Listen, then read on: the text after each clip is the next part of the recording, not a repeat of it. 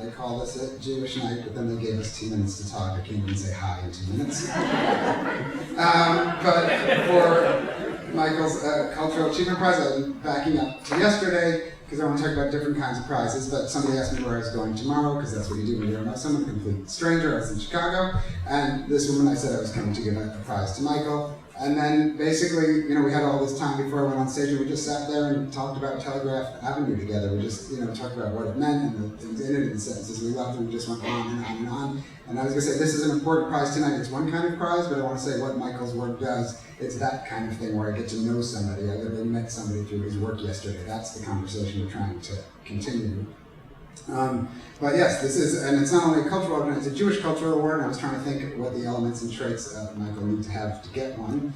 I wasn't on the committee. But I was thinking this, when I first became a little boy writer in short pants and lederhosen, and I flew to California, my first trip to California for my first ever panel in LA, and it was with Michael Chabon, who he still is that to me, but he was then separately, not even himself, he was just a famous writer that I read, whose work I loved, and I sat on this panel with him, and literally totally unknown, long-haired hippie, you wouldn't even want me in your house, but nonetheless, the first thing he did to me was say, like, oh, you're coming up to San Francisco, when you get there, like, you're reading with my wife, you'll come to our house, you'll meet our kids, and he literally, a stranger that I met once, first ever panel, a busy man, and he was there at my reading, they had me in my house, they arranged for a reading, this was like 15 years ago, but that idea, like, I honestly think mentioniness, like, is a part of writing. I really believe in moral fiction, but he's a mention man. I want to tell you that. Are we at minute 11 yet? Anyway, but separately, also I want to say, which is I don't really care about cultural definitions, which is a bad thing to say about here. I care about them as me, a person, but I'm up here as writer guy tonight, and all I care about is the work.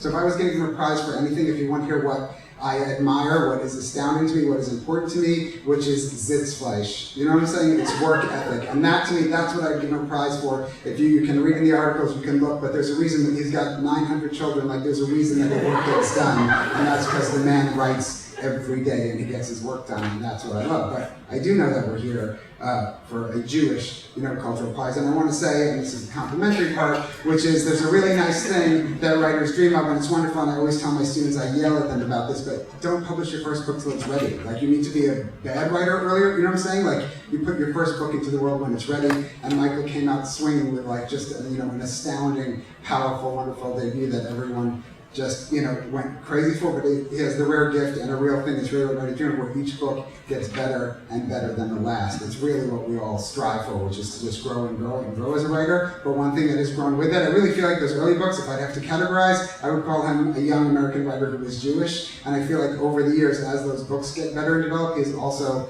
become what is a Jewish writer. The concerns grow, the interest grows, and what we're here talking about tonight, how I started this was trying to get a living conversation, and I feel like that is the Jewish cultural contribution that he makes.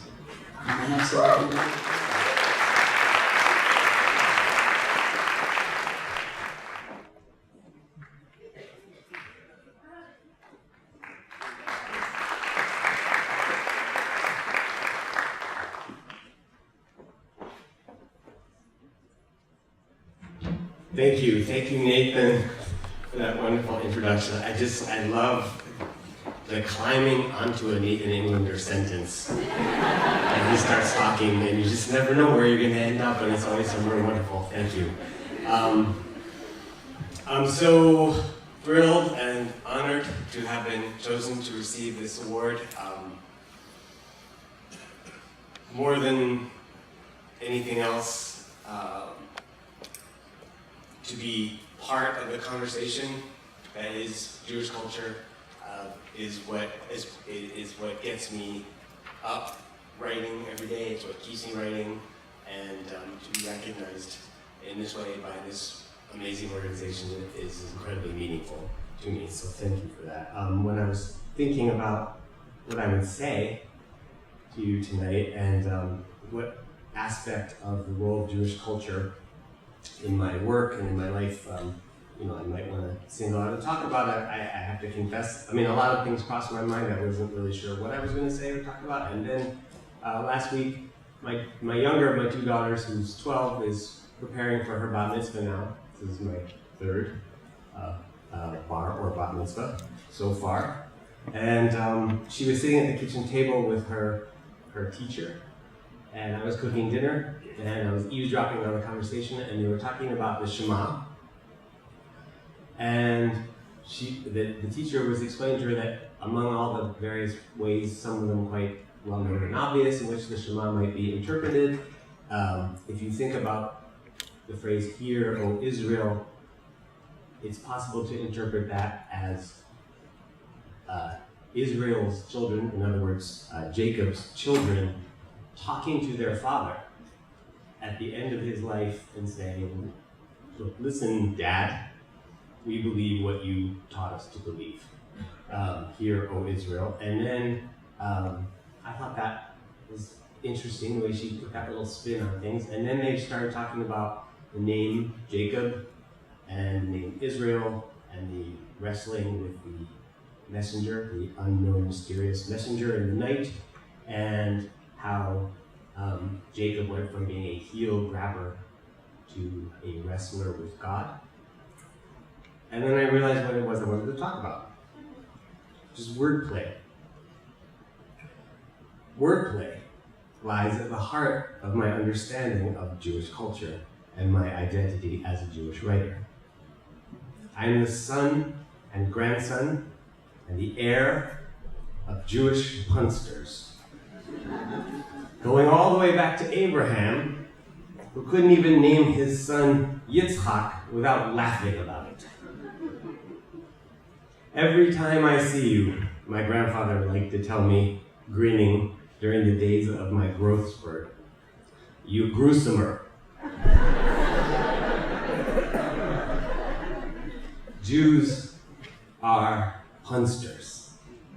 At the Rosh Hashanah Seders that are traditional among Mizrahi Jews, the name of everything you eat is a Hebrew pun on the name of something you desire for the coming year. Beet greens, the word for beet greens, puns on taking away, the taking away of our enemies.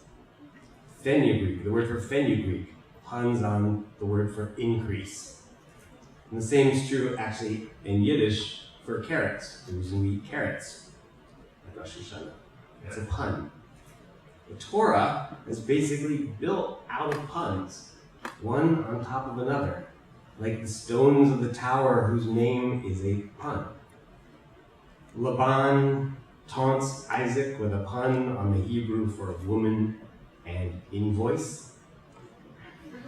The recounting of the apocalyptic plagues and the flight from Egypt in the Torah, as if to emphasize that it is heavy stuff, is ballasted with puns on the word Chabad.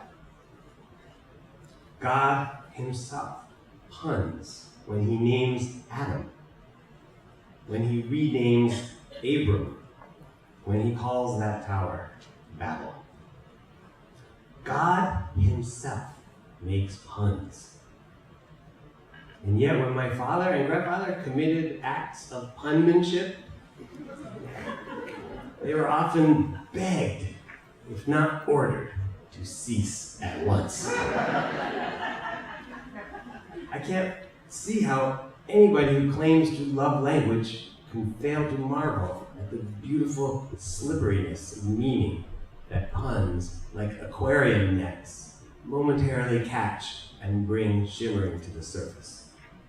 Puns act to shatter or at least compromise meaning.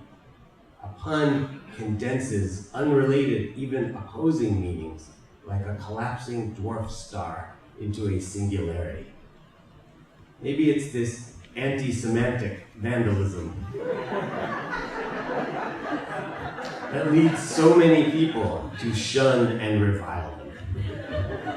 And yet I learned from my grandfather and father, and from the Torah, that puns operate to generate new meanings outside and beyond themselves, getting us to feel the ultimate fate of all men in the earth, or the potential of each man and woman to become in time the father or mother of multitudes, as in Abram to Abraham. And that's why I stand before you tonight, as a member of the people of the pun, a Jew demo, if you will. Thank you.